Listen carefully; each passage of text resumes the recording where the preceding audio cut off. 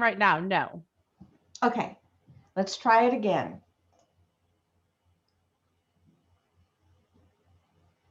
Share screen.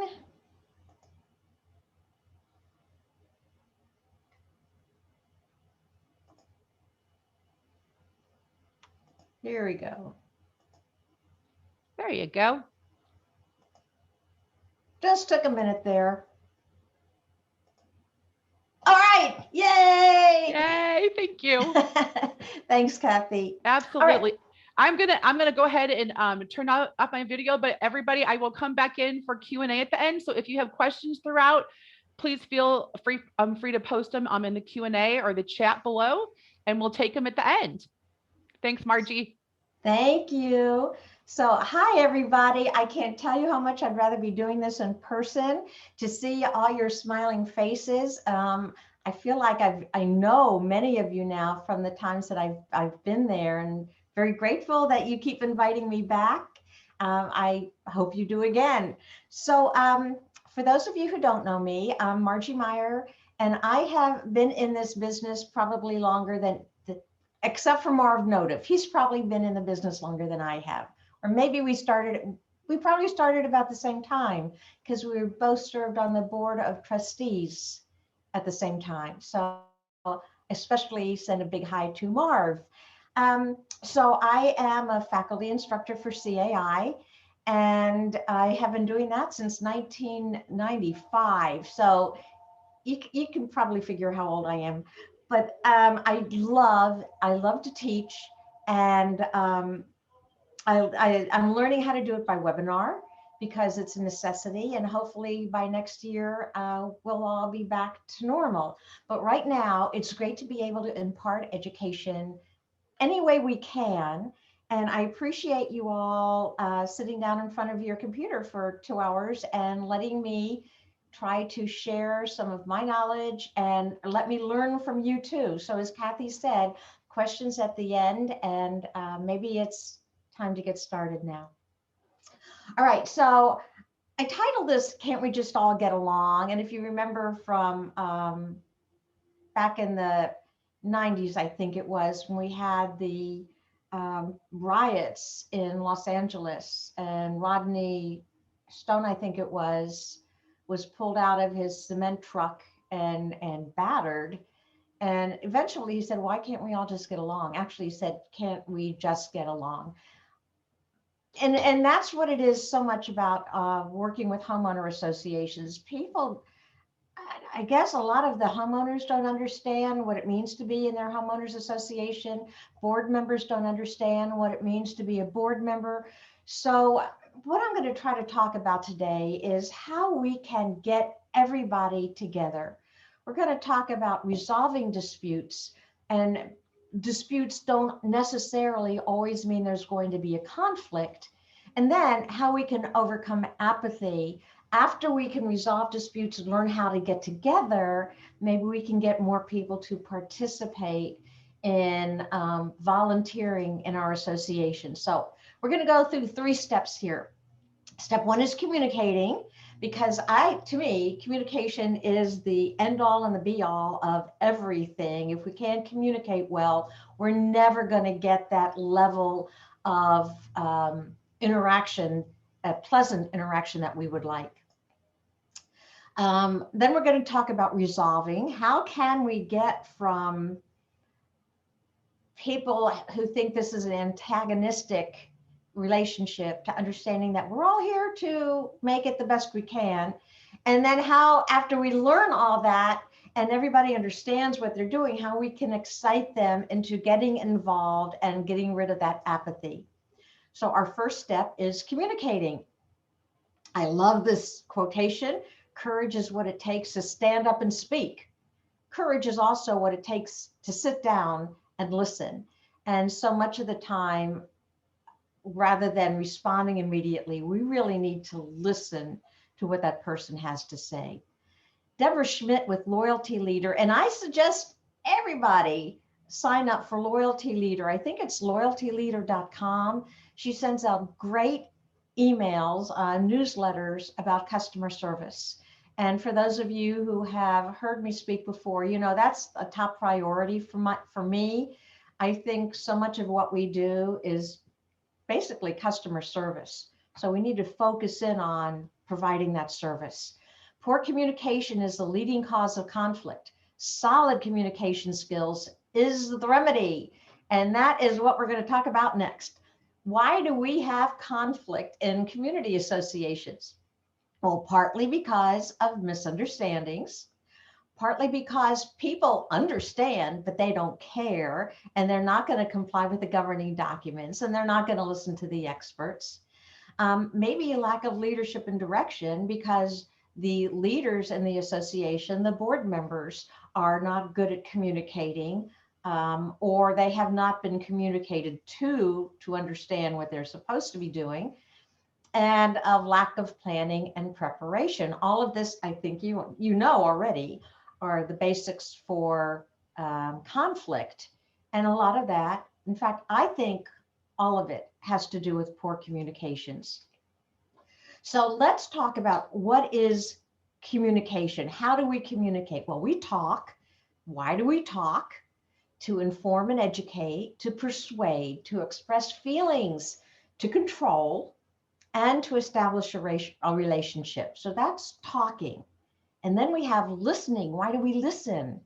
To appreciate, to understand, to empathize, to evaluate, and to learn. And I'm thinking you are probably in the chat room now because I can't see the chat room. And you're saying, well, we also talk to do this, and we also listen to do this. And I'd like to hear what else you have to say about that. So why do we read? Why do we write? Well, we read newsletters, websites, text, email, mail, notes, lots of reasons why we write and lots of ways that we read. And finally, we observe actions, body language, facial expressions. This all has to do with communicating. And if we do it well, everything's kind of copacetic and positive. If we don't do it well, things are pretty negative in our associations and maybe even in our company and with our coworkers. What we want is something that's copacetic, the yin and the yang. We want everything to work together. I knew yin and the yang, but I guess I really didn't understand what it meant other than copacetic. So I looked up the definition of it, and I like it even better now. In ancient Chinese philosophy, yin and yang is a concept of dualism, describing how seemingly opposite or contrary forces may actually be complementary, interconnected, and interdependent in the natural world. And I know that's Wikipedia, but Wikipedia has some good information. And this is exactly how I envision working in a community association. They're opposites, but it's a dualism, and we all have to work together. We should complement each other. We being the manager, and the board members and the homeowners. We're all working together. All right. So how do we talk? Do we talk with sincerity, or are we just BSing it because we don't really know the answer? Do we talk when we're not distracted, or are we really focused on it? Do we tell the truth when we talk? Are we well paced? Are we not too fast or not too slow? So we're getting people really anxious to get the conversation over with. Are we focused, not distracted, but focused on that person as we converse with them or communicate with them, any way of communication? And are we not rushed? Like sometimes I get really rushed when I talk because I get excited, but I can't convey my message well enough if I'm talking too fast. I need to make sure it's well paced.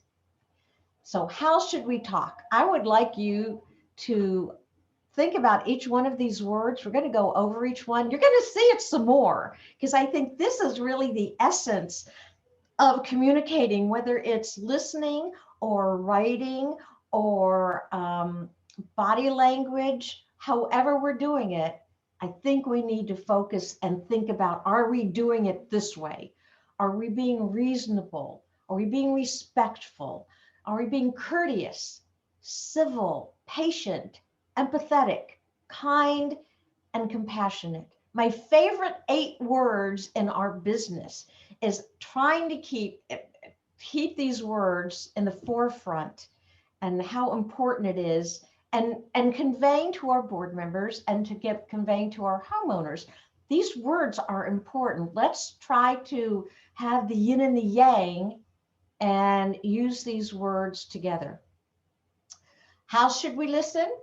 Well, and a lot of this I think is just basic, but I'm trying to bring it all together and develop my thesis about how working together is going to get rid of the conflict, reduce the disputes, and make our lives easier as managers. So we need to stay 100% focused.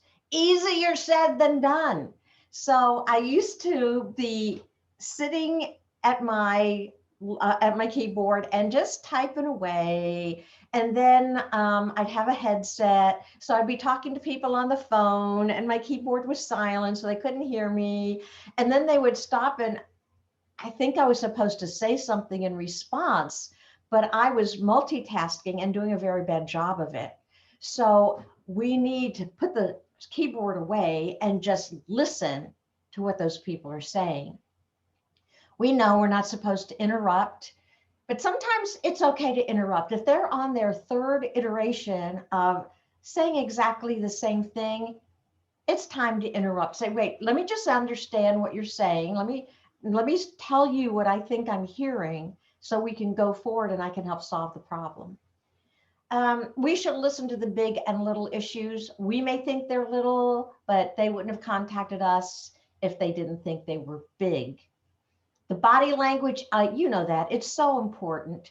And that's one of the reasons managers shouldn't be taking minutes at meetings, because we need to look at the body language. We need to look if one board member says something and the other board members look at each other like this guy's crazy. Or if we say something and the board members look at each other and say she's crazy, we may be in trouble. So body language is very important. We need to ask questions to let them know that we are listening, and also to help us understand the situation, paraphrase and confirm, just making sure that, okay, let me understand, you are saying that this is happening. So you're repeating it back to them so they understand that we are listening and we care. And we sincerely want to solve the problem. We want to listen to them. We want to hear not just what they're saying, but what they're emoting. And we don't want to get our ego involved. So they say, you messed up, it's your fault. We can say, it may have been, and I am sorry if that happened. I'm sorry that it happened, and I want to fix it. So I told you you're going to see these words again. Here you go. This is for how we should listen the same way, listen respectfully, listen with all these very essential adjectives. How should we write? And I want to preface this by a recent situation that I had. So I just graded 40 case study papers. I don't know if any of you are on this webinar who took the session the beginning of December, but I just finished grading 40 of the 56 that were there. And some of the papers had good information, not terrific information. They would have passed, except their writing was atrocious. And there are 10 questions broken up. So there's usually about 40 questions, but each big question gets 2 points off for presentation and grammar. And some people, that makes it what, 20 points, right? And you can pass with 70 points. So you've already lost 20 points. You can only lose 10 more points in order to pass it. Some people failed just because they couldn't write. Really important. And it's a big impression that we give to our customers if we can't write properly. It's devaluing your value to them. So we need to use proper English, grammar, punctuation, and sentence structure. This is the basics. We're not sending texts. We are communicating professionally. There should be white space. It shouldn't be all single sentence and pages of, excuse me, of just run-on sentences. 12-point font so people can easily read it. It should be, this is Helvetica or Arial. They're both similar, but something that's easy to read. It's not overwhelming. You're not putting in too much information on that one document. It may be personal if you're writing to one person in particular. Don't make it a form letter. Try to personalize it. Be helpful, informative, excuse me, truthful, enticing or interactive if we're trying to get a response, a positive response. And sometimes just writing a handwritten note, like a thank you note for somebody who went above and beyond, makes a difference. So back to grammar. This is a fabulous book. And if you just look at the sentence, look at the difference here. Eats, shoots, and leaves. Totally different meaning if there's a comma after eats, right? If there's a comma after eats, he eats some food and then he shoots somebody and then he leaves. If you don't have the comma, he eats shoots like bamboo shoots, and then and the leaves. He eats leaves as well. So one little comma can make a huge difference in how you communicate, and if you pass or fail your case study. So these are two great books. What is the original one on the left and the updated one or additional one on the right? How should we write? Same thing. Keep these words in mind. When you read it back before you press send or print it out to mail or prepare a newsletter, are you using these adjectives to convey your message? We also want to talk about transparency when we communicate. Another often used word, but what does it mean to us? So on our websites, our association websites, can you upload all this information, the financials, the budget, the minutes, all the documents that have to do with the association, so people don't think we're trying to hide something? Because that's what really, remember the misunderstandings that I said at the very beginning, what creates conflict in associations? This can create misunderstandings if we don't provide this information to them, easily available to them. And if you can have a mobile app, all the better. On the website as well, if in the personal access, when they have their own portal, they can access all this information. It just makes it easier for you and for them. It can reduce phone calls for sure. And it reduces the inherent suspicion they have that we're stealing their money or not doing anything for them. When they see all this information, it's pretty clear how much we are doing for them. And then social media. Do you have Facebook, Twitter, Snapchat, Parler? And I would love for you, I can't see it now, but I want to look at it later and I want to discuss it later. How well are these working for you? In the case study papers that I had, it was very interesting because some people were talking about communicating, and they were talking about Facebook and Twitter and Snapchat. And not one of them said it was really successful because they don't have time to really update it. And if you can't do it well, then it's probably not worth doing. And maybe it's best to focus on the website. However you do it, if you're going to do it well with all those wonderful words, making sure it's addressing everything. The worst you can do is have a bad Facebook page that hasn't been updated since 2011. Just doesn't work. It makes you look even worse. And I like that auto spelling, autocorrect. Changed my Parler to it's Parler. I'm sure we have all heard about that Parler lately and all the different things that have been going on there. We shouldn't be using Parlor for our association. Okay, in the newsletter, it's still transparency.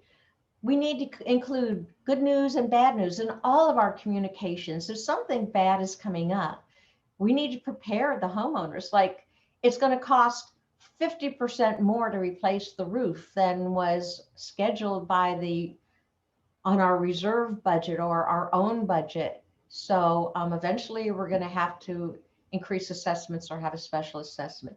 Newsletters should have a positive tone instead of saying, don't do this, don't do this, don't do this, don't do this. Doesn't work. We want to remember those words, and we want to be encouraging and upbeat in our information, even if the information is not so upbeat. Include photos, include achievements, either personal achievements of homeowners, they've gotten a designation, they've gotten married, but achievements of the association. We finished this big project. Our manager got her pecan designation. Good personal things in there, as well as the recognition that I just talked about. Texts and emails. How do we communicate with our texts and our emails? Well, alerts. I love the new platforms that are out there now for texting. You can text out to everybody. You can phone out to everybody. You can email out to everybody. All this good information. The communication, there's got to be a balance, the yin and the yang, between too much communication and too little communication. But to me, it always appears that the better we can communicate, the more we can communicate effectively, not repeating ourselves and not sending out poorly written material, the better it is to convey to the homeowners that we care, that we're working on their behalf, that the board cares. We get a lot more yin and yang. So short and sweet committee notes, manager notes, maybe a questionnaire every month, a relevant questionnaire, not like, do you want us to install a second swimming pool, when there is no intention of ever installing a second swimming pool? Something that's relevant. How did you fare during the bitter cold weather? Things like that are personal, and just asking people to get involved. Also with meetings, when we have an open forum, let the homeowners talk. I would suggest you limit it to 3 minutes each, but give them the opportunity to talk. Town halls, every once in a while, there's a big issue going on. It's a good time just to have a town hall meeting, no votes, very informal, and just to have the opportunity to talk about an issue, whatever is going on. Virtual, it hasn't been really successful in a lot of associations now, as I'm sure you know. A lot of associations are having much better attendance at their annual meetings than they ever had in person. They've had just a lot more participation, committee participation by going virtual. Very interesting. Okay, the material that is handed out at the meeting should be organized and well written. It should be professional, and maybe at times it should be entertaining. Okay, so I've talked a lot about communicating with our owners and with our board, but how do we get all that information? How do we get their phone numbers and their email addresses so we can communicate with them that way? Because it sure saves the association a lot of time, right? So maybe when you hand out pool keys, you can get them to provide that information, their email and their phone numbers. When they want to get access, their key fob to the access system, or when they want to sign up for alerts, when they access the website, they have to provide that kind of information. When they do a service request, it's a mandatory field. They have to sign it. They have to give us their email and their phone numbers. When we set up their account, we could get it then. New owners, new renters questionnaire. Every time somebody new moves in, we can do that. At board and annual meetings, have a table for people, or when they sign in, they can give us that information.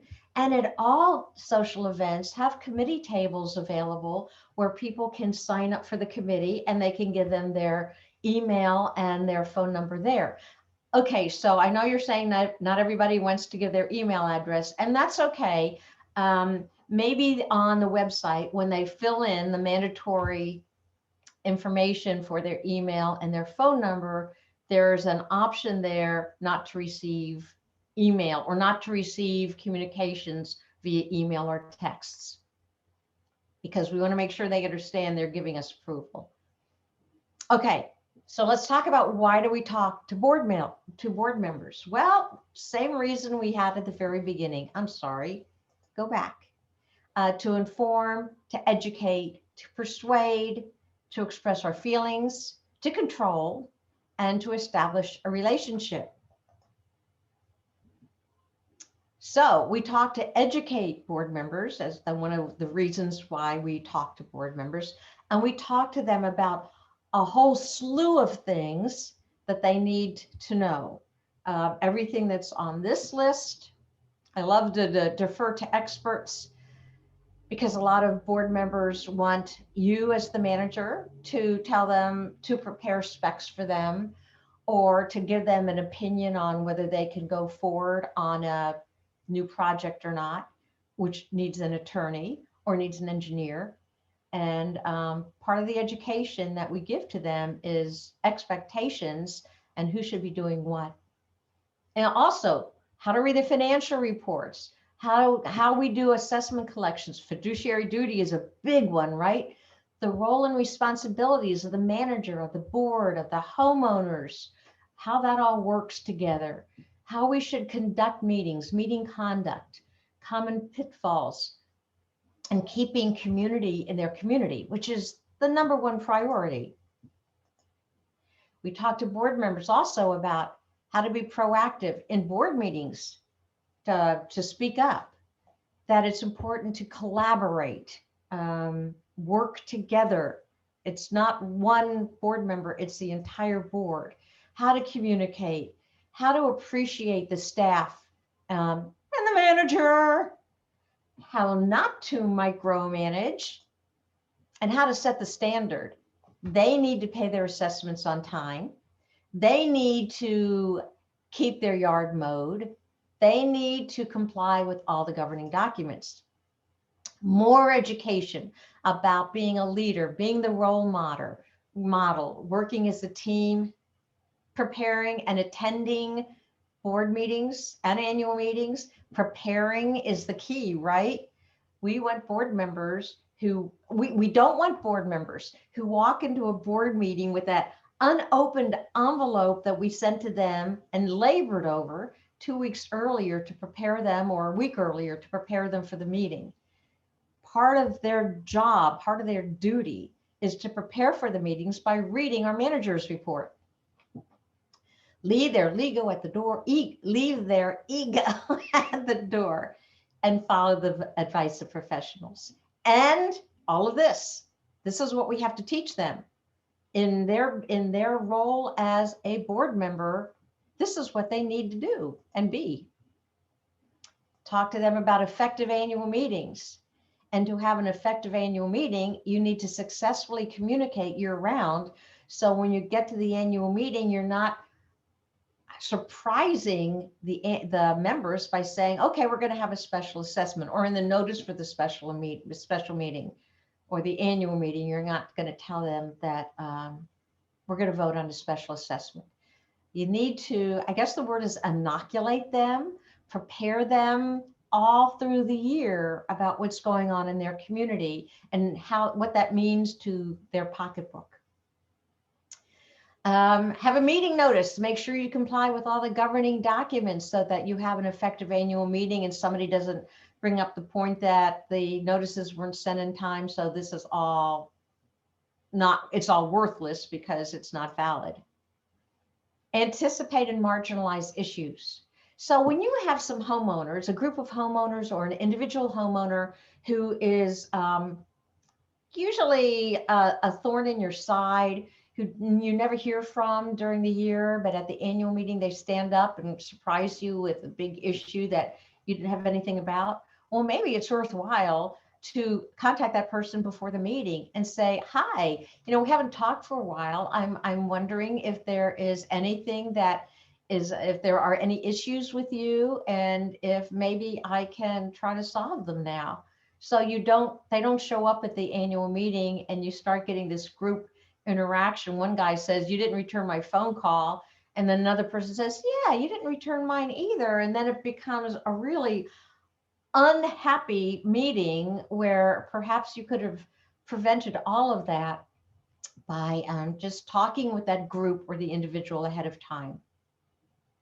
Prepare and practice for the annual meeting. I always prepared scripts for my boards because, honestly, they've never led meetings like that. Most of them have not led meetings like this before.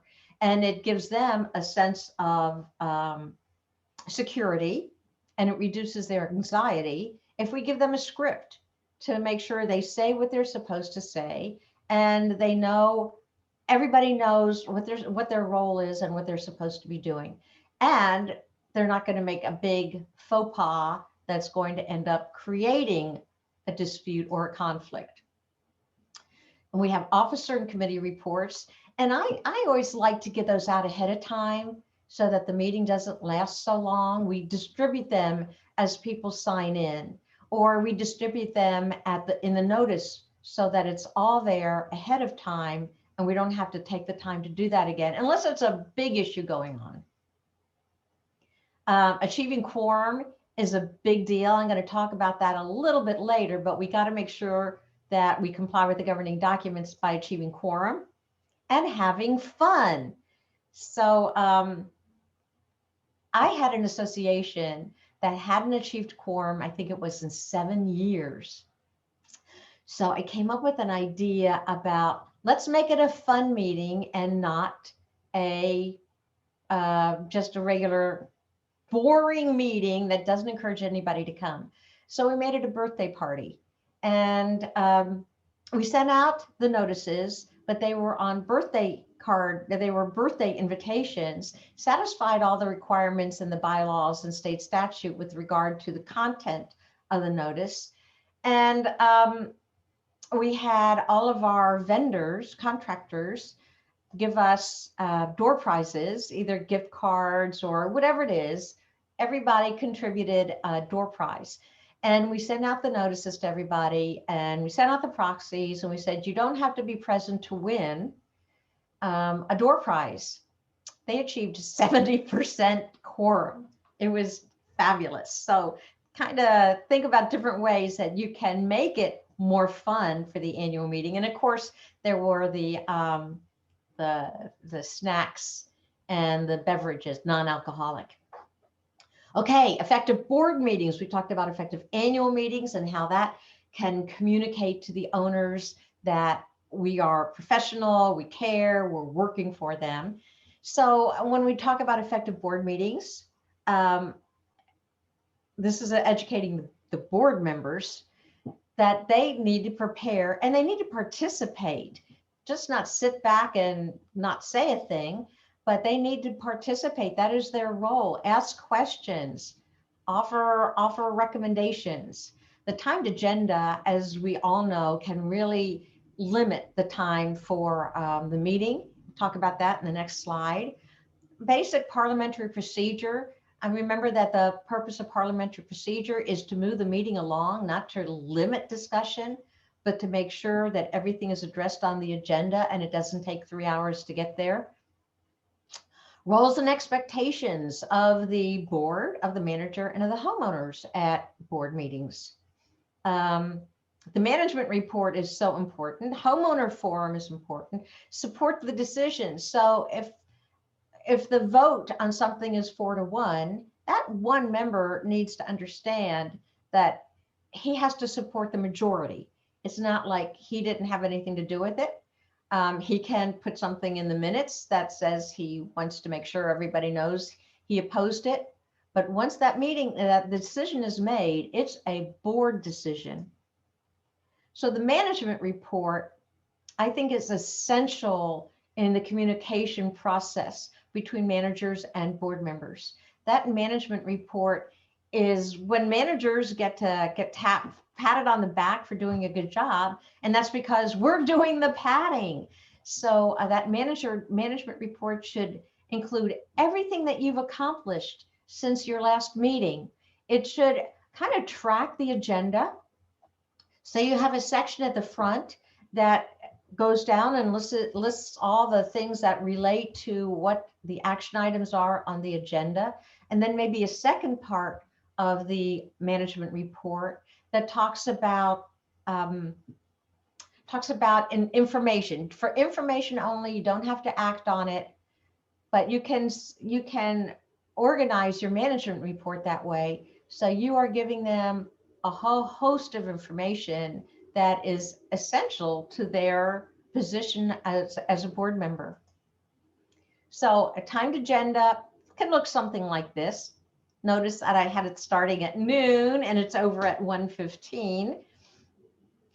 So if you don't have any unfinished business, don't assign any time to it. But when you assign times to it, it's really effective in making the board focus in on what they need to do and prepare in advance. And of course, this only works if you've got a good president who understands how important this is and complies with it himself or herself. Okay, educate about effective meetings and what is the role of the board. Encourage others to participate, be open and fair, stick to the agenda, understand that it's business, not social. Avoid surprising colleagues and manager, right? How many of you have board members who walk into the meeting and come up with something that's way not on the agenda and off everybody else's scope? I mean, where did this come from? And it could have come from the fact the board says, I think we should talk about today about banning dogs on the property. What? And maybe it came from on his way over here, he stepped in dog poop and that was it. So part of the training for the boards are to say that we're only going to talk about things that are on the agenda. So if you want something on the agenda, you have an opportunity to, before the manager sends out the agenda, you can tell no, you're not going to tell the manager, you're going to tell the president what you want on the agenda. The president's going to decide whether that's appropriate or not. And he's going to tell the manager, or she's going to tell the manager to put it on the agenda. Mentor new members. That's one of the roles of the board, of each board member, is to help and encourage the new board members to get up to speed, because those new board members probably don't have a clue what it means to be on the board. They may not have attended any previous board meetings to see how it works. So maybe there should be a mentoring program for new board members to bring them up to speed and help them understand exactly what they're supposed to do. And maybe have some fun and celebrate at the end of the meeting. Another thing we need to talk to board members about: night meetings. So a lot of management companies now are saying, if you want us to come at night, it's going to cost extra. Or they're going to reverse it and say, we will reduce the price of our management fee if your meetings start no later than 5 o'clock or 5:30. That's what I did, and it was very effective. I had little snacks for them to tide them over until they left for home. My meeting started at 5:30. They're over at 7, and board members were focused, ready to go home, and ready to focus on the business of the association. So what do? Breakfast or lunch, or you can do the dinner before. Nothing that starts after 5:30. Meet at the manager's office, because so many times they come up with questions, and as much as material that we bring to our meetings, they ask a question that we don't have the material for. So that if they can meet at the meeting, then meet at the manager's office, then we'll be able to grab that. And that's also important for them to do their preparation and look at that manager report ahead of time and then pack it ahead of time, because they're supposed to ask questions before the meeting, give the manager time to come up with the responses. Have a meeting if you're not going to meet at the manager's office, someplace that's centrally located if you want to meet for lunch. A light dinner, there you go, before 5:30 p.m. And here's my other favorite one, charge after 2 hours, and that will also help them stay focused and prepared. Monthly meetings, you don't have to have monthly meetings unless it's required in the bylaws. And if it's required in the bylaws, maybe you can amend the bylaws if the board can do that without homeowner vote, or add it if there's other votes that the homeowners are going to do, put everything together and have them vote on everything. If you don't have a lot going on, maybe you don't need to have a monthly in-person meeting. Maybe you can make it a Zoom meeting if that's allowed in your state or in your governing documents. But maybe you don't need to meet monthly, especially if you, the manager, are providing so many updates to the board and explaining to the board there's so many things they don't need to make decisions on. It's really the president who makes a lot of the decisions.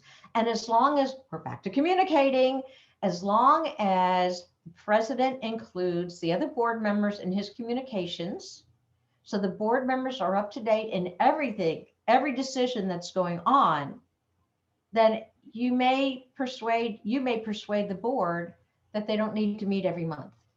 Or maybe that's a fairy tale that is not attainable, but maybe it's something we can shoot for. We also we're still communicating to educate about setting precedent. And so many things, so many times I hear boards saying, well, we can't do that. If we do it for one person, we'll have to do it for everybody. And that's simply not true. If you remember the M100 class, we talk a lot, and the M204 class, we talk a lot about variances and special resolutions. And that is focusing on an individual, on a specific homeowner who requests something. And instead of just automatically saying, no, we can't do that, we have to listen. We have to understand. We have to be compassionate. All those words that we've seen several times already, and try to understand how, figure out how we can make it work. Find ways to say yes. So the example I give, and I apologize to those who have been in my class and I've heard this example, but it's my favorite. So a homeowner approaches the board and says, I have deer jumping into my backyard and ruining my landscaping. And he is the only one, or maybe he's one of three, and all three are coming to the board for this, who back up to a forest. And none of the other houses in that subdivision back up to the forest. So they're the only ones that have deer that can jump over the fence. And they have a 6-foot fence. So they're asking approval to go to an 8-foot fence. All right, I have no idea if deer can jump over 8-foot fences, but this is just, I'm sorry, I have a bang that's getting in my way. So this is just an example, and suspend belief about an 8-foot fence versus a 6-foot fence. So because the board is authorized to do a special resolution, they do have the authority, as long as it's given in the governing documents, they do have the authority to say, okay, because this is a very special circumstance and it doesn't affect anybody else, we're going to grant you the opportunity to put in an 8-foot fence. So they do it by resolution. Resolution means the whereas, now therefore. And Marv, if I'm saying something wrong, just put it in your chat and we'll talk about it at the end. So you put it in resolution form. You may need to record it at the courthouse, as many states require. You can't enforce anything unless it's recorded. It may be a good idea anyway to record it. And you give these 3 homeowners the permission to raise their fence to 8 feet. If another homeowner comes up and says, wait a minute, they got an 8-foot fence, I have a 6-foot fence, I want an 8-foot fence too. You can ask them, do you have deer jumping into your backyard? And they won't. So it's not the same. It's not setting precedent for everybody when you have a special situation and you do it by resolution, putting it in the minutes, recording the documents, doing whatever legal recordation you have to do. But you can do it. And it's working with the homeowners. It's back to being understanding and compassionate and reasonable, and trying to make it work. The yin and the yang.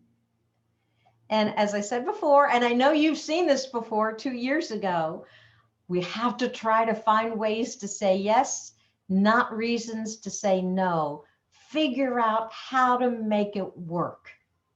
Okay, even though I don't see you, I'm going to ask you now to say into your monitor to me, find ways to say yes, not reasons to say no. Let's do it. 1, 2, 3. Find ways to say yes, not reasons to say no. That was not acceptable. Do it again. Find ways to say yes, not reasons to say no. Much better. Thank you. You're going to see this one again too. And then we want to celebrate success. We want to celebrate the end of a good meeting by handing out chocolate. I am a chocolate person, and anything I can do to celebrate, I will celebrate with chocolate. But just maybe not even handing out anything, just saying, this was a good meeting. We accomplished a lot. We did good today. So celebrate at the end of the annual meeting, at the end of any meeting. You did a good job. You deserve a pat on the back. Okay, so the question is, yeah, we should be teaching our board members all that. They should know all that.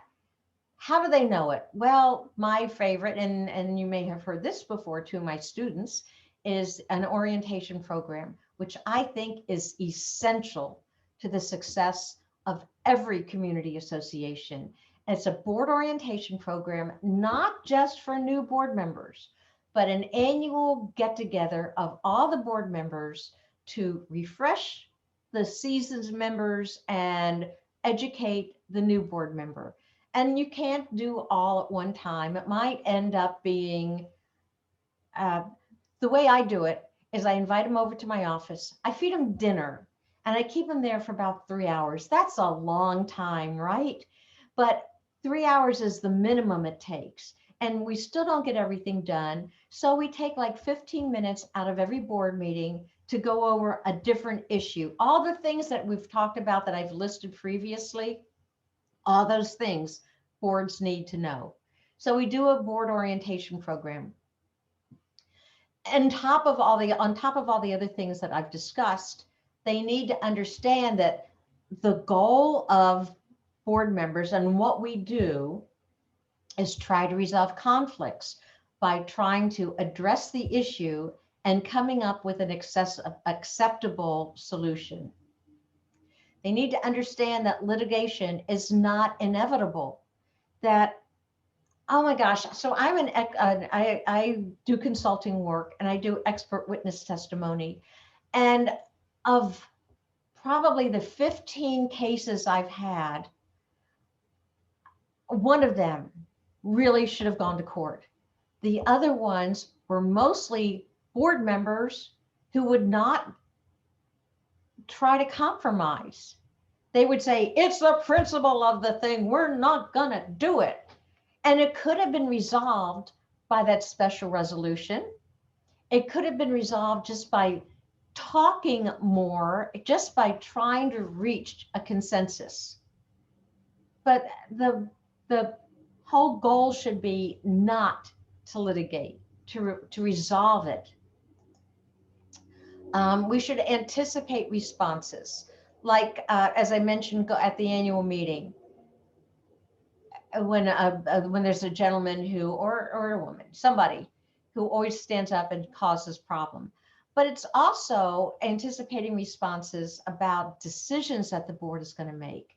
If the board decides to limit rentals, and they try to do that just by a rule, what's the response going to be from people? Is it right to do it just by a rule, or should it be by an amendment? I think most attorneys are now saying it has to be by amendment. so that homeowners get input on it. So if the board says, okay, we're going to ban dogs, what kind of response are you going to get from that? So before boards make decisions that really impact every owner, most owners in the community, anticipate the response and then decide if it's really worth doing it or if there's a better way. The board should learn in this board orientation program, in the big picture of things, that their role is to empower the homeowners and not to enforce. Make it easy for the homeowners to comply rather than hammering them over the head with making them feel like idiots for not complying. And here are my favorite words again: reasonable, compassionate, empathetic, civil, respectful, patient, and kind. We have to really enforce this. And as you know, this is so important to me. You've already seen this, I think, 4 times, and you'll see it some more still. It's so important to convey this to the homeowners and to the board that we are working together. We are on the same team. So why do we talk to homeowners? Same reasons: inform, educate, persuade, express feelings, control, and establish relationships. I think that last one, establish relationships, and the first one are probably priority, but everything is important. So we want to persuade our homeowners to be informed. And how do we do that? Well, if you go back to the slide on communication with the website, we can have all that information up there, maybe a fact page as well, that just gives them all kinds of information. And when they call us and they ask us questions, we can answer the questions and say, if you want more information about that, you can go to the website. We need to make sure they know how to pay assessments on time. How do we do that? Maybe in our new homeowner packet, we have a single page about paying assessments and the consequences of failing to pay on time. And we have those policy resolutions on the website. So everything is transparent. We want to persuade our homeowners to be nice and neighborly. So if they are misbehaving for the first time, if they have a big party, if their trash cans are left out by the curb, maybe not by sending, maybe we talk to them first. We call them up instead of sending a violation letter. I think that goes a long way. I know y'all are thinking I'm crazy. How are you going to do the phone calls? But I did a study with my own managers. We spent a month making phone calls instead of sending out the violation letter first. And when we sent out the violations on the first notice, we usually got a 30% cooperation. And we got angry phone calls from the others saying, well, you know what they say. When we did the phone calls, we got 65% cooperation. 65%, and maybe 1 or 2 angry phone calls. So people yelling at us on the phone calls. So it makes a big difference both in how we approach the day. Like, am I going to go into the office and get yelled at? Or am I going to go into the office and things are pretty copacetic and I'm going to get my work done and I don't cringe every time the phone rings? Just think about it. And we want to persuade our homeowners to volunteer and to participate. And we're going to go into more depth about how we can persuade them to do that in just a little bit. Yes, we are going to persuade our homeowners, surprise, surprise, surprise, to think about how to behave and to find ways to say yes, not reasons to say no. One more time, not just one more time now. Say it with me. Find ways to say yes, not reasons to say no. Thank you. Because with all this communication and all this discussion, lack of information to owners leads to litigation by owners. It can be as simple as that. Not communicating well. Failure to communicate. As if you can remember that from Cool Hand Luke. Failure to communicate. If we can communicate well, we will not have litigation, and we will have much less unhappiness in the community. All right, talked about communication. Let's talk about, now that we are wonderful communicators, how do we resolve issues? We don't resolve it by hiding our head in the sand. That's the last thing we should be doing. We need to focus on it. We can't avoid it. So we're going to talk about how to convert unhappy customers to raving fans, which brings up another book that I highly recommend everybody read. It's Raving Fans by Ken Blanchard and Sheldon Bowles. It is a little book. It's kind of like Who Moved My Cheese. It's got big fonts, lots of white space, and not a whole lot of pages. But it is the essence of customer service, about listening, going beyond what our customers are telling us, and listening more about what they're not saying, so that we can ask questions and make sure we understand what the situation really is. I really encourage everybody. I know I don't get a commission, but it's a really good book. So when we want to resolve the conflict, here are 7 steps. They seem easy. I would like you to print this out or take a screenshot of it. And just every time a big issue comes up, think about what these steps are and how you can apply it to the situation you're involved with. The first one is define the problem. What really is the issue here? Is a person continually complaining about their neighbor because the neighbor is doing something wrong, or the person complaining has some other kind of issue with that neighbor? Is this just a more racist and discrimination, rather than really having a problem with that particular? We got to figure it out. What's the problem? And then identify all the options. So together, you work with them together. Okay, how can we solve this problem? What is it that you would like? And here are some suggestions that I have about how we can address it. Then evaluate the options. You've brought them all up. Yeah, this one might work. No, this one's not going to work because of this. Just go through the process. And then figure out which one is actually going to work. Develop a plan for how you're going to implement that solution. Evaluate the effectiveness. Did it work? Do we need to do more? And then discuss the experience. Go back to the homeowner and said, well, we've gone through all this. I just want to close the circle and make sure that you're happy with it now. This could be a maintenance issue. It could be a neighbor issue. It could be an assessment issue. There's so many issues. We can go through these steps to figure out exactly how to solve it. We also have to focus on the relationship again with that homeowner. We have to prioritize customer service. So when we're coming up with an issue, we have to think customer service. We have to think of it from the owner's perspective. Like they've got a roof leak. Would you like to have a roof leak? No. Focus on attaining a raving fan. So even if they don't like your answer, they like you.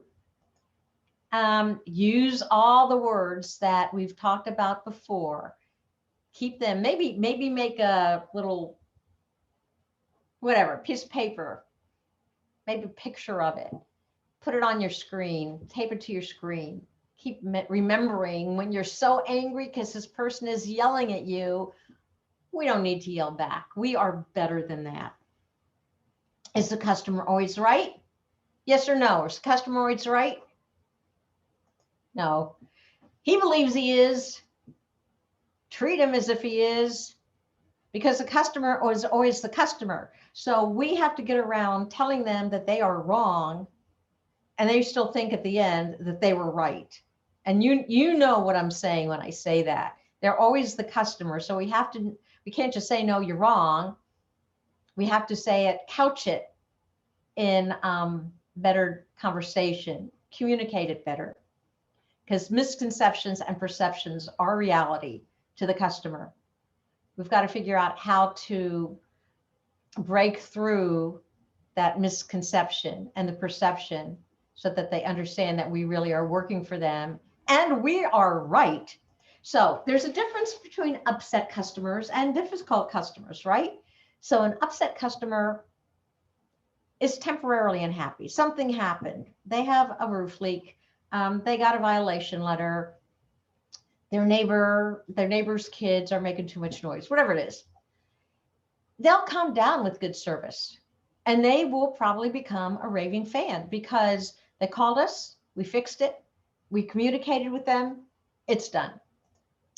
Difficult customers, on the other hand, as you well know, probably have a psychological need to be disruptive. They can be irate, emotional, illogical, and we can't always satisfy them. Doesn't work. We can do cartwheels. That wouldn't make them. If I could do a cartwheel, I don't even think I'd try it. But we can work hard, but if they're not always going to be happy, they won't be. They'll just find something else. After we solve one problem, they've got something else to go. We can still try to make them a raving fan. Sometimes it works.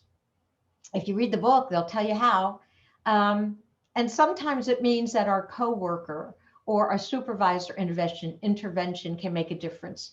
Sometimes it ends up being personalities.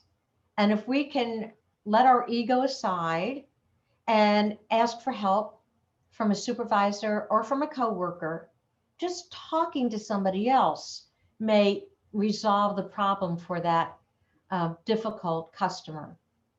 And that's the goal, isn't it? To resolve the issue. So when we're wrong, and sometimes we are wrong, right? When we're wrong, apologize. The worst thing we can do is deny it. I'm not going into the politics of what's been going on lately, but I think we all know when we deny it, we just get into more trouble. So if we're wrong, admit it. Say, please let me confirm my understanding of what happened. Say, that's terrible. B, thank you for letting me know about it. I'll get back to you by a certain date to update you on it.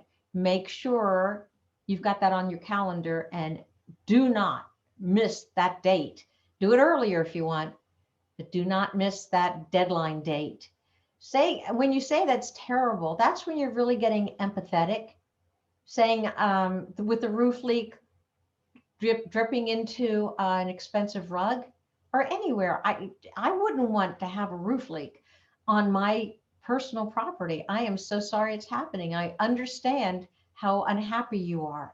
Take the time to be empathetic. Don't say, sorry about that. A lot of young people are saying that now, and I just don't like it. It seems too flippant to me.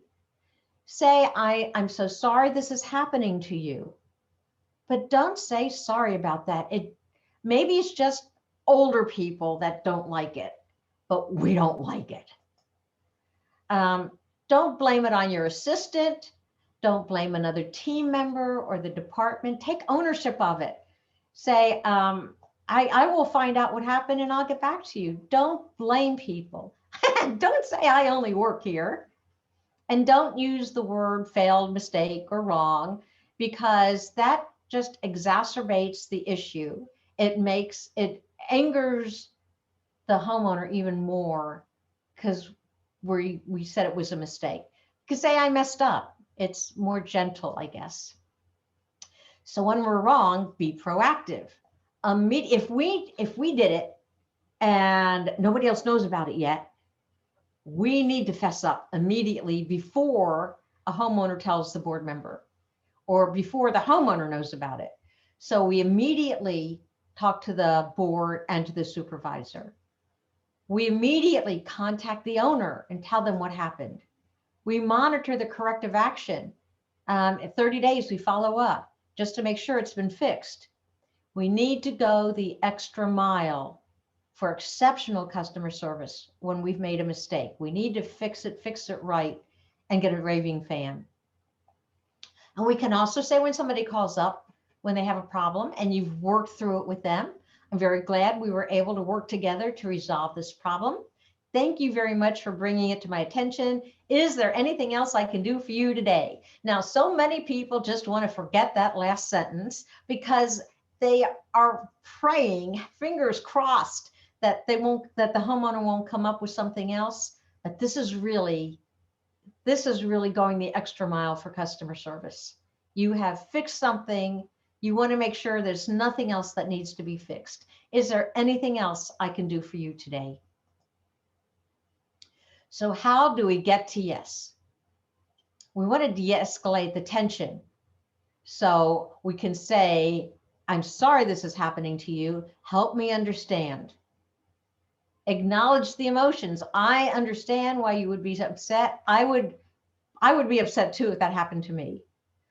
Focus on the issue, because so many of the times we have homeowners who tell us that, 5 years ago, this happened, and 10 years ago, I went for 2 days without somebody responding to me. We need to get them back focused on today's issue and be objective. As we've talked about before, if we let our ego get in the way, or we let their emotions get in the way, it's going to take longer, or if ever, to resolve the problem. So we need to focus on the objectives, and so do they. And we need to help them do it. Find commonalities. Okay, so you said that this happened on Tuesday, the 2nd at 2:00, and Wednesday at 2:00 as well. Just some commonalities, or go as far as to make it personal and say, I had a roof leak the other day too, and boy, it was a mess. Expand the options. Like, instead of, if you can't say yes, as we talked about previously, come up with other options that may solve the problem. Acknowledge if you're wrong, as we've talked about before. Use humor, unless it's a totally irrelevant situation. But humor really breaks the ice.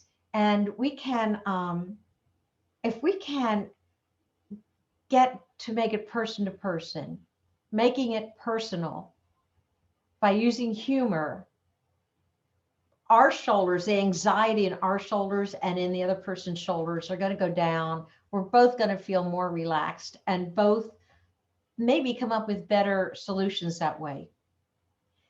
Provide for a graceful exit, which I think is so important. If the homeowner was wrong and you've just spent half an hour working with them and coming up with a solution, the last thing you can do is say, well, I'm so glad that you understand, or you were wrong, and I'm glad that you understand it now. Allow for a graceful exit. Let them leave with their head high, and don't hammer it over them that they were wrong and you were right.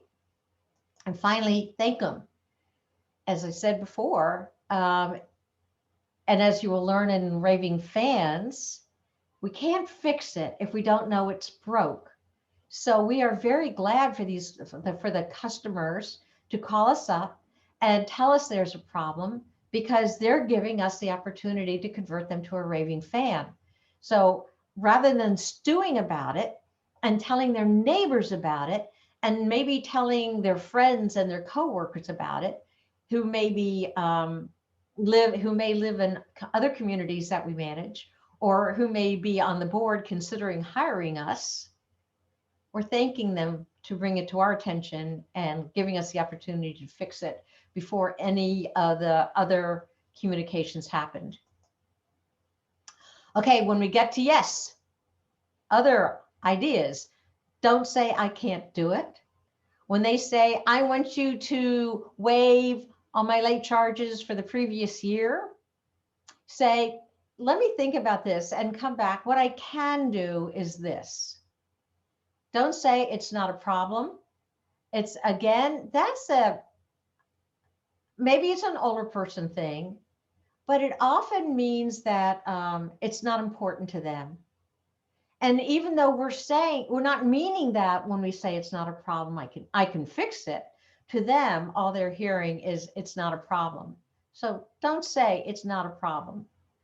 Don't ignore the conflict. You can't put your head in the sand. That conflict is not going to go away. It's going to fester, and you're going to hear about it. And the roof leak that was a drizzle is now a cave-in. Don't ignore it. Don't respond to hateful email or phone calls. It's not worth it. It just exacerbates the anger and the frustration, and it's not a solution. And don't draw that line in the sand where the homeowner feels obligated to file lawsuit. Not worth it. Keep talking. So there are a couple ways that professionally, if a dispute gets to it, we can talk about mediation. Mediation is done by a third party.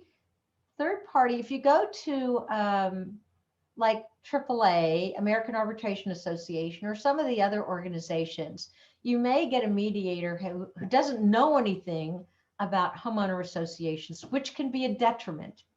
But you might be able to request somebody who is familiar with it. So it helps the parties reach agreement. So I am a certified mediator, and it's a very interesting process, because typically what happens is you have everybody together to begin with, and each presents their side of the conflict, of the dispute. And then they go to different rooms. And the mediator goes to one room to get more of the story, and then to the other room to get more of the story. And then they get back together, and we talk about what I perceive as the real issue. And they might either agree to that or not agree to that. If they think that's the issue and they say, oh, okay, well, then I can do this. You've done a great job. But if that didn't happen, then they both go their separate ways again. And the mediator goes to each one and says, what do you want? What bottom line do you want out of this mediation? Because we try to cut through all the, I want an apology, I want this, I want that, I want that. What is it that they want to take away? And they'll tell us. So I'll go to the other side, and I said, this is what they want. Is this something that you can give them? And if they say yes, great, you did a good job. And if they say no, but I can do this, then you go back to the other one. Anyway, that's what we caucus with each side. And it's a win-win, because each feels like they have participated in it. Each one lost some and each one won some. So it's a good win-win situation, as opposed to arbitration, where there's a third-party arbiter who comes in and listens to both sides and decides who gets what. It's usually a win-lose. They make the decision. It can be either appealable or not. It could be a permanent decision. And that arbiter also may not know anything about homeowners association, which can be a real detriment, right? Because what seems logical outside the community association industry is logical with us. So that may not work either, but both of them are good options. A third option is just to get a dispute resolver. So you don't go through professional mediation, but you go through the same process where you've got a third party familiar with HOAs. They help the parties reach an agreement. It's informal, it's low key, it's less stressful, and it should also be a win-win situation. So you can hire a mediator to go through this as a dispute resolver, and you don't have a formal mediation process. And in that whole process, we're trying to find ways to say yes and not reasons to say no. We should be grateful to the owners who complain. They're giving us the opportunity to improve our leadership before they take more drastic steps. They're giving us the opportunity to convert them to a raving fan. We thank them for doing that. And when we try to resolve issues, we're still focusing on how to be reasonable, respectful, courteous, patient, civil, compassionate, kind, and empathetic.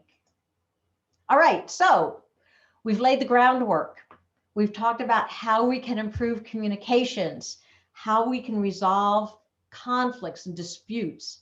Now we're going to talk about how we can get our owners to participate, how we can get rid of apathy, get more support for the board, more support for the manager, and have a much more copacetic, yin-yang community.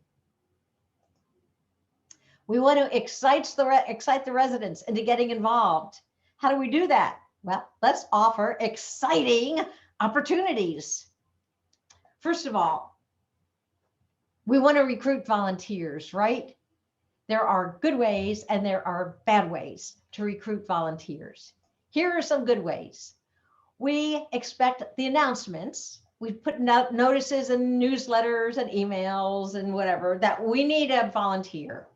That is a bad expectation. What we really need to do is get personal involvement. We have a lot more success in just asking somebody that we as managers know who has a certain skill or expertise or talent.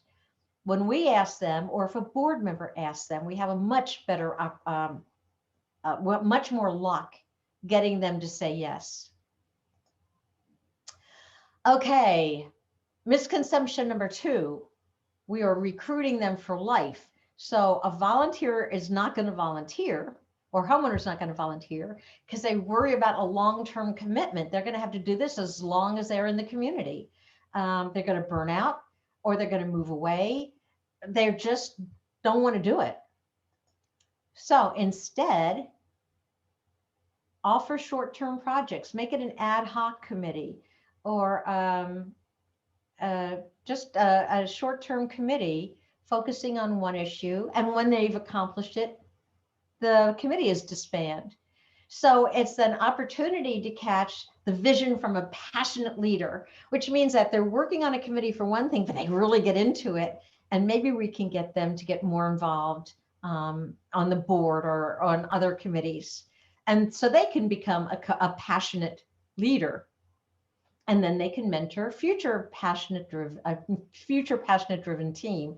So let's start them off small instead of giving them this overwhelming expectation that they have to stay there for life once they say yes.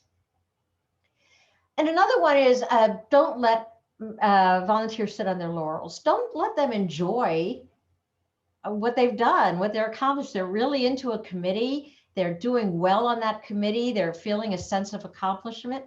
Instead, let them immerse themselves. So if we have a committee person or a board member who's so successful, we as managers, and we say, well, why don't you get on this committee too? And why don't you get on this committee too? And why don't you get on this committee? They're going to burn out, right? Because what they really like doing has become overwhelming to them because they're doing too much. So let them immerse themselves in that committee. Let them enjoy themselves. Let them be productive. Let them accomplish things. And finally, if we have a reputation for internal infighting, cliques, politics, arrogance, and superiority, are we going to get people to volunteer? Nope. We have to get our you-know-what together so that homeowners see positive vibes coming from the board and from other owners so that they want to get involved in it. They want to get involved in it. So we have to take care of our, you know what. And then we can have recruitment messages. So if you volunteer and you serve on this committee, let's have these giveaways just for committee members, not for homeowners, everybody, but just for committee members. They get to pick whatever you want, and it is free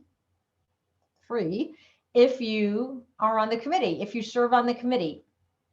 And maybe you want to say you have to serve on it for a year, whatever, but give them something to show your appreciation, show the association's appreciation for serving on the committee. Okay, how do you recruit them? Well, have a recruitment get together. Have a get together just for people who want to volunteer. Provide meals and snacks. Make it a community involvement barbecue for all the people who are volunteering. Celebrate a project completion. You got the roof finished. You've got a new pagoda.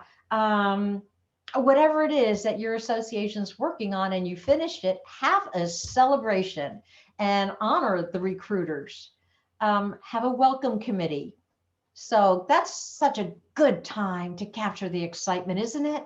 You can harness that initial excitement. You can find out what talents and skills they have then. So you can match them. We have a social committee. We have a buildings and grounds committee, whatever it is. Encourage them to sign up. Bring that sign-up sheet as part of the welcome packet. And give them chocolate just because. Other recruitment opportunities. Pop into the clubhouse every third Thursday for the finance committee. Come in to help the landscape committee. Chip in to help the landscape committee.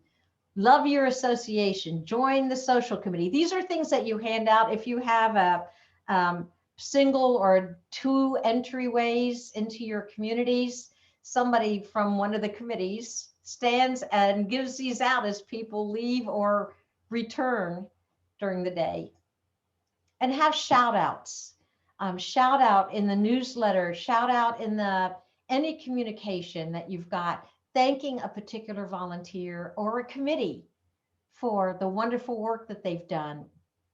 It involves the kids, because when you involve the kids, you usually involve the parents too. They start getting into it. So have the kids on a beautification committee, which might help prevent them from climbing the saplings that have been just planted. But get the scouts involved. Have a boys and girls scout.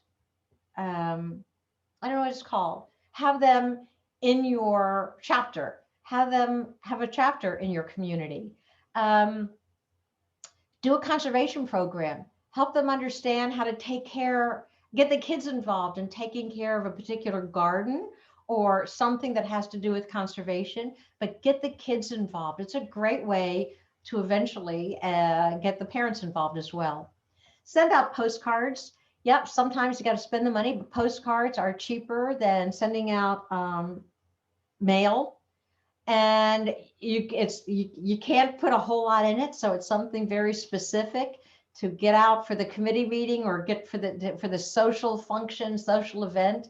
Send out that letter, the postcards, to get things more involved. And make sure you have a calendar on your website and opportunities listed on the website. Although we talked about most of the time, listing a volunteer opportunity on a website is not going to bring anybody. It might just bring that one person that would do well for you.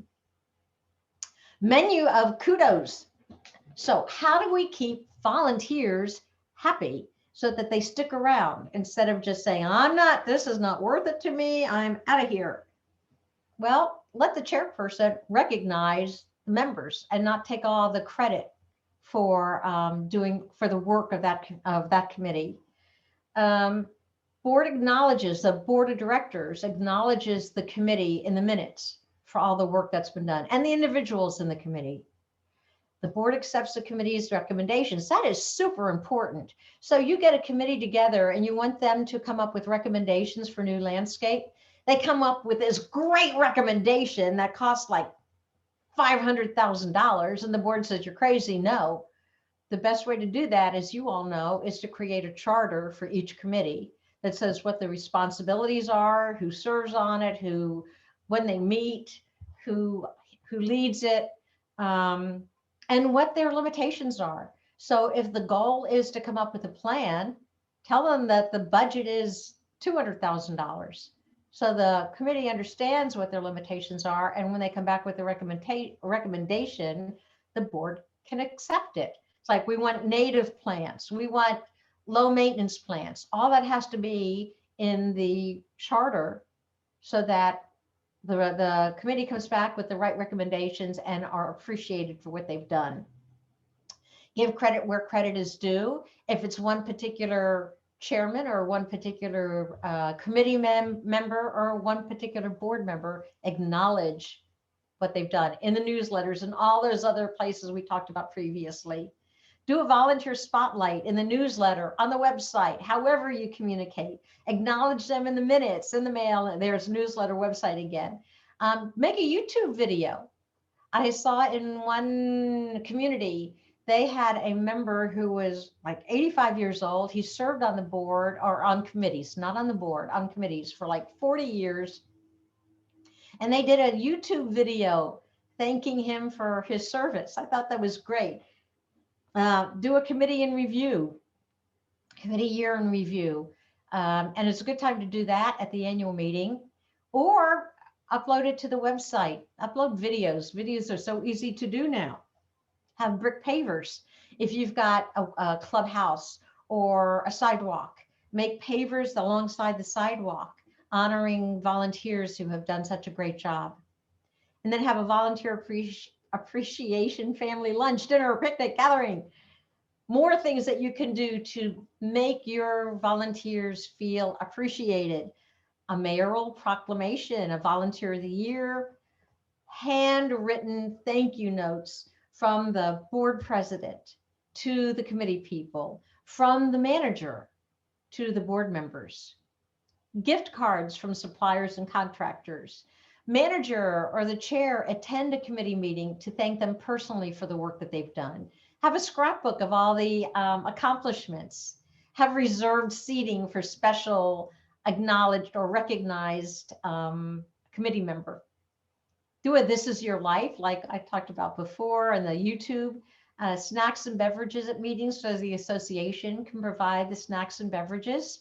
And chocolates, bags of sweets, edible arrangements, or flowers to recognize particularly successful and welcome volunteers. So how do you get more people to show up? Apathy be gone. Again, go back to the entrances to your community and hand out donuts or juice boxes, whatever. Drive-by breakfast, morning snacks to remind you of tonight's annual meeting. Here's all kinds of great ideas I have learned over the years from you and from my students, other students, about wonderful things that they are doing to get people involved and active and getting rid of apathy. And a lot of this, of course, has to do if you've got a good social committee, because the board sure can't do all this alone, and the manager shouldn't be doing it. But these are great ideas for the social committee for get-togethers during the year.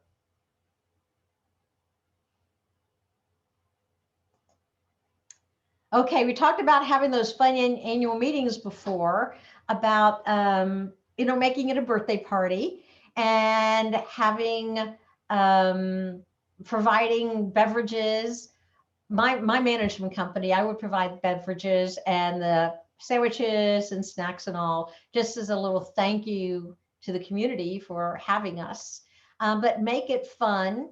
The way we did it is it was a half-hour gathering, and then we spent only half an hour on the annual meeting doing what had to be done at the annual meeting, because we sent out the reports.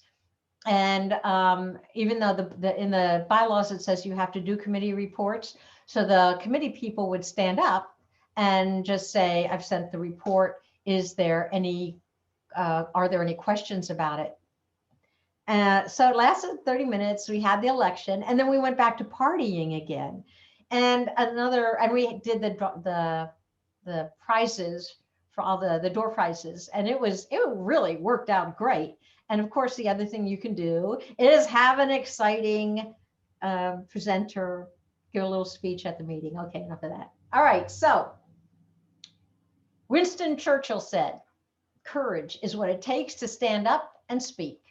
Courage is also what it takes to sit down and listen." Remember, still very, very important, and hopefully it means even more to you now. Henry Ford said, "Don't find fault, find a remedy." I said, the top 8 words to embrace to avoid disputes when working with people involved with community associations are empathy, patience, compassion, civility, courtesy, reasonableness, kindness, and RESPECT, respect. And finally, find ways to say yes, not reasons to say no. And that's it. Guys, we've got time for questions and comments. So I'm turning it back over to you. Yeah. Kathy? Yeah, I do have some questions for you. First Okay. one, what are the pros and cons of putting the minutes, the budget, financials online? Should we be concerned about legal issues or privacy? Okay. I'm trying to think. Minutes, if they're well written, should not be a problem. The budget, the financials, you don't want to upload delinquencies, of course. I can't think of any of the ones that you just mentioned that would be a problem. I think they should all be up there for everybody to see. Have I overlooked something? Give me a suggestion. What would be inappropriate? I think you just named it. I think, like listing of, if somebody was, like wasn't paying their assessments would be one I would point out that you should never put that on there. Yeah. But I think you covered the rest. I think transparency is key. Okay. Next one. Can you please talk a little bit more about a president making all the decisions when working with a management company, but also including the board in all of those decisions? How does that work? Sure. Okay. I think most of your discussions with the board, when it comes to making a decision, I think it should be by email. And I think it should be copied to the other board members. There's a couple reasons for doing this. One is self-serving, because many times I've seen, it's happened to me in my company, that the manager works really only with the president and the other board members feel left out. And when that president finally leaves and the other board members start taking over, we get fired because there is no relationship between the other board members and us. So that's a self-serving reason to do it. But the other reason is all board members are equally responsible for the decisions and the actions of the board and of the president. So while the president can make lots of decisions without having to go to the board, I think the board needs to be informed of everything that the president is doing. So that's why I think those types of communications need to be with the board, all the board members included, by email. I agree. Anybody else have any questions? You can post them down below. Oh, here we got one. Could you show the slides of the 7 steps? Yes, we will. Oh, I'm sorry. Could you show the slide about the Yes. 7 steps Yes. to resolving, it says? Yes. I will be glad to. I'm glad you asked.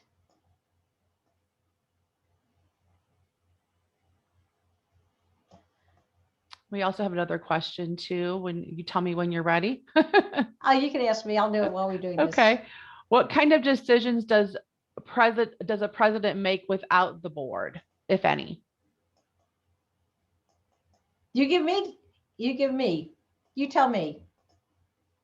What other decision should the president make without telling the board? Anybody? Oh. Give me Anybody some want ideas. to chime in and say anything in the chat or the Q&A?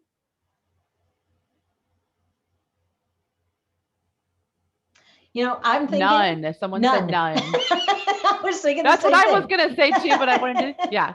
None. Everyone's saying none. Emergency PR. The president could pull trigger on doing an e-blast. Like, I guess like an email or something, Okay. maybe. Yeah, but there's still no reason not to let everybody know. It's just an email. Yes. Next question. Our HOA is 2.5 years old. Should we respect an architectural decision made by the developer several years before the transition to our HOA? Can you give me the example of that? If the person who posted the question wants to give a little bit more detail, could you post it in the Q&A? I think I kind of have an idea, but I'd like to get something. Are they ready? Don't see anything yet. Okay, so let me just oh, I'm sorry. Wait a minute. What did we say? We have been asked to a pedway. A pedway. That's what he said. Oh, cool. Yeah. So wait a minute. So the developer set up a pedway? Let me just sounds what it sounds like. Yes. Okay. I would say yes. If it's set in stone in your governing documents, you'd probably have to go through an amendment process. The pedway is mentioned in there. But if you want to make a change to a common element, I would really go through the town hall process, or maybe even let the homeowners vote on it. Because when they moved in, there was a pedway. If you want to change it, that's a big decision. So I would have the owners vote on it as if they were making an amendment, because you're changing the common elements. I'm sorry, I'm thinking as I'm going here. No, you're great. It's perfect. If you're if you're going to change the common elements, I think it needs to be a homeowner vote. Marv, or if you're still on here, you speak up. Chime please. in. I do have somebody else that asked if we're sharing the PowerPoint slides, and we certainly can. Margie can share those with us. Trying to see if there's anything else that has came through. I want to know, I have a question for you all. What really stuck with you on this presentation? You guys want to enter it in the chat? Yeah.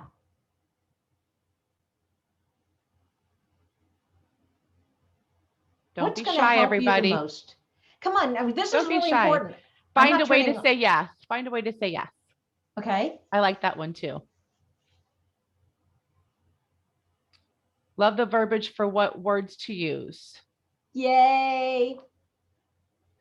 How to recruit volunteers. What not to say. Resolve conflict.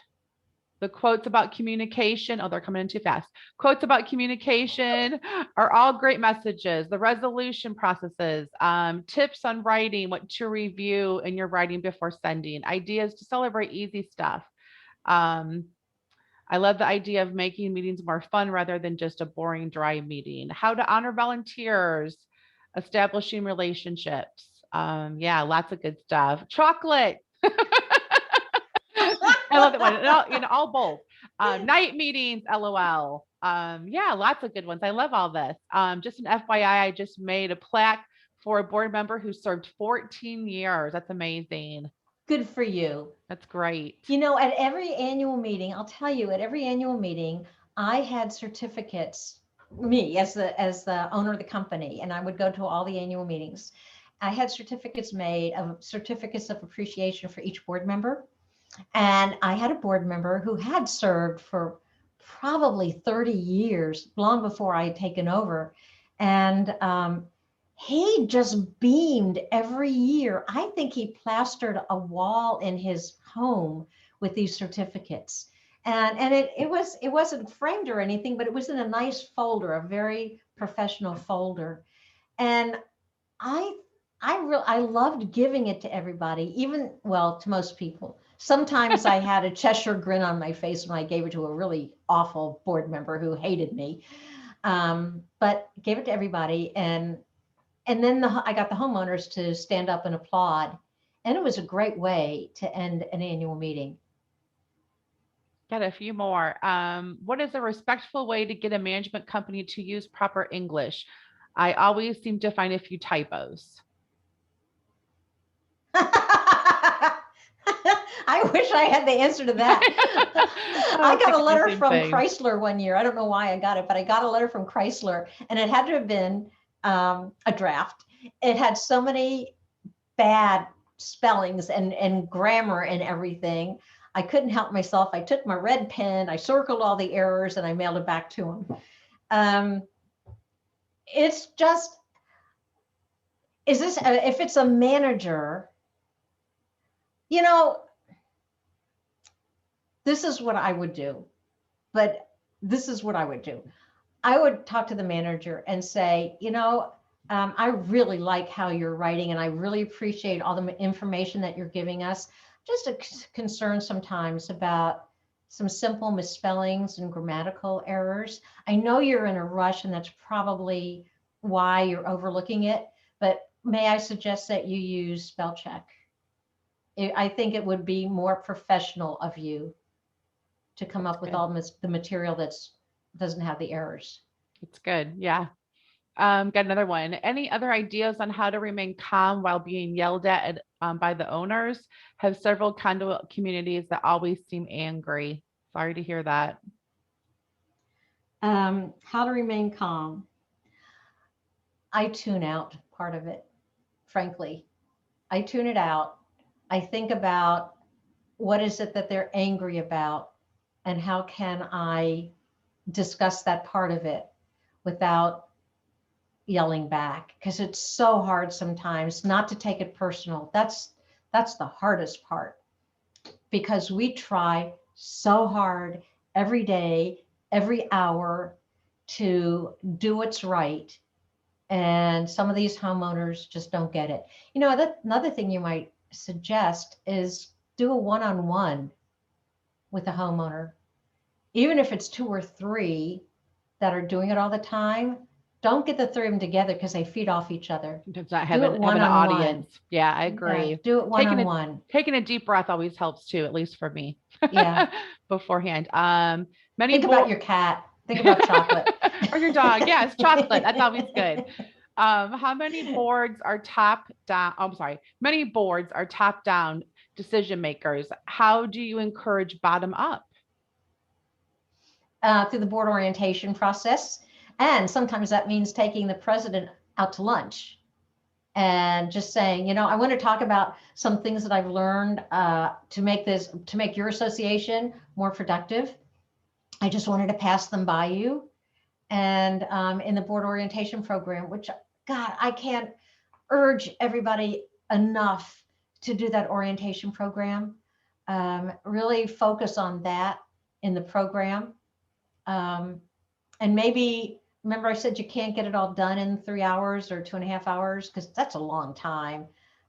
Doing it the first 15 minutes, encouraging people that each board member has an obligation to speak up and participate, because they're all equally liable. So if you disagree with something, you need to say it. And here's the right way to say it. We're in a non-judgmental meeting, and we all need to listen to each other and respect each other's opinions. Um, but every board member is liable, so every board member needs to speak up if they disagree. It's good. And again, taking the president aside and making sure he understands that too before you present it to everybody else. How do you get to the root of their anger? Anger is contagious. Yeah, ask them questions. I Asking like questions. First of all, saying, I'm sorry that happened, or whatever it is. Seeing if apologizing can calm them down a bit, because truly apologizing, you didn't do anything. You didn't have anything to do with that. But just saying, I'm so sorry that happened, might start calming down that person.